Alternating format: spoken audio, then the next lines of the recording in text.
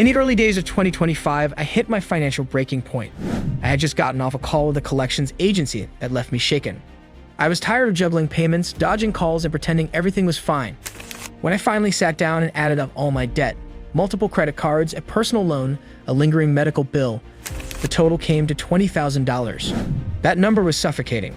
It didn't just represent dollars, it represented anxiety, regret, and sleepless nights. But in that moment of clarity, something shifted inside me. I decided this would be the year I turned things around. No more hiding, no more excuses. I was going to become debt-free by the end of 2025, no matter what it took. So in this video, we will discuss debt-free in 2025, my step-by-step plan to crush $20,000 in debt. But before starting the video, be sure to smash the like button and subscribe to never miss out on any of our videos. Step 1. Own the whole truth of my debt. The first thing I did was stop running from the numbers. I sat down with a notebook, logged into every account, and wrote down the exact amount I owed, the interest rate on each debt, and the minimum payment. It was emotionally exhausting, but necessary. My debts range from a $6,800 credit card with a 24.9% APR to a $3,200 personal loan with 12.5%, plus smaller debts like a $1,500 hospital bill and a $600 overdue utility balance. I created a spreadsheet to organize it all. This visual gave me a sense of clarity. Once you face the full picture, the problem starts to feel solvable. You can't manage what you don't measure. Step 2. Cut off all new debt immediately. The second step was to stop accumulating new debt. I removed all my credit cards from my wallet, froze one in a block of ice, yes, literally, and deleted saved cards from online shopping accounts. I also unsubscribed from promotional emails that tempted me into spending. No more swiping. No more borrowing. From now on, if I couldn't pay cash for it, I didn't buy it. This one boundary was a game changer. It forced me to live within my means and broke the mental pattern of using credit as a crutch. Debt freedom starts when you stop digging. Step 3. Build a $1,000 starter emergency fund. Before throwing every penny at debt, I knew I needed a cushion. If I didn't have emergency savings, any surprise expense, a flat tire, a doctor's visit, a broken phone, would send me straight back into credit card hell. So my next step was to quickly save $1,000 as a starter emergency fund. I sold old electronics, drove for Uber on weekends, and cut non-essential expenses. It took 1 month. Once I had that safety net, I finally felt secure enough to go full speed on my debt.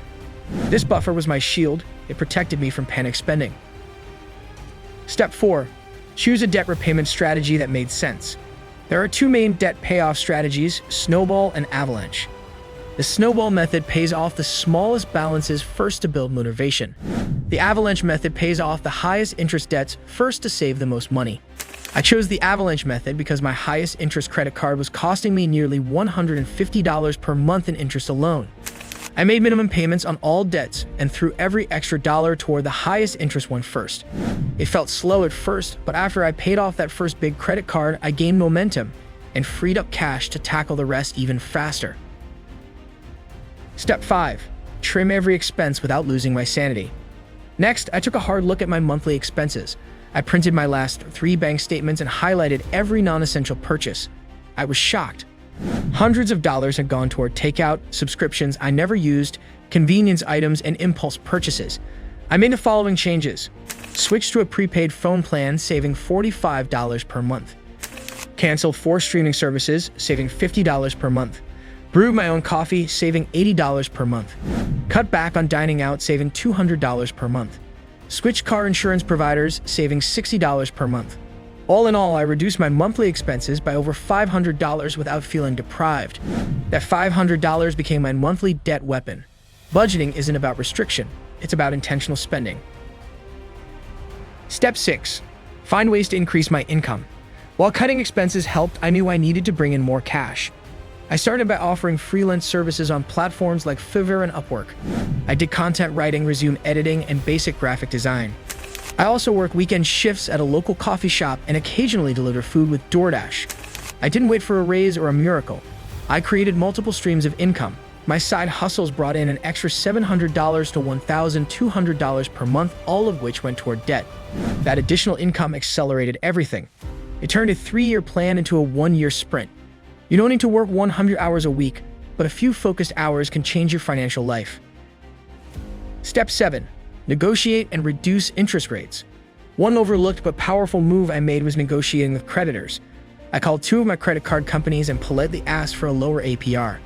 To my surprise, both agreed. One dropped my rate from 22% to 17%, and the other gave me a 6-month promotional rate. I also applied for a balance transfer card with 0% interest for 12 months, which allowed me to move with $4,000 balance and save over $800 in interest. These small negotiations gave me more breathing room and allowed me to attack principal faster. Don't underestimate the power of a 10-minute phone call. Step 8. Automate and track every payment. To stay on track, I automated all my minimum payments and scheduled bi-weekly extra payments on my target debt. I'd also used a free app to track my progress and updated a printable debt tracker that I posted on my fridge. Every time I paid off $500, I colored in a section. Watching that progress made the journey feel tangible. I also set calendar reminders to review my budget weekly and debt progress monthly. Automation reduced stress and tracking boosted motivation. Step 9. Keep my mind in the game.